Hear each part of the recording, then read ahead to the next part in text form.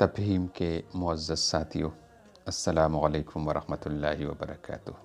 اللہ تعالیٰ سے دعا ہے کہ آپ کی زندگی مشکلات سے مکمل آزاد ہو۔ امید ہے آپ سب خیریت سے ہوں گے انشاءاللہ۔ میں اللہ تعالیٰ سے دعا گو ہوں کہ آپ سب ہمیشہ خیریت سے رہیں، آمین۔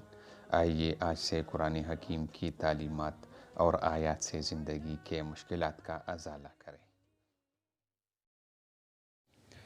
اگر کسی بھی شخص کا حاکم یا افسر یا کوئی مالک اس کو بیجا تنگ کر رہا ہو یا اس پر ظلم کر رہا ہو تو ہم آج اس کو ایک ایسا وظیفہ بتا رہے ہیں جس سے اس کا مالک اس کا غلام بن جائے گا اور اس سے پیار کرنے لگے گا۔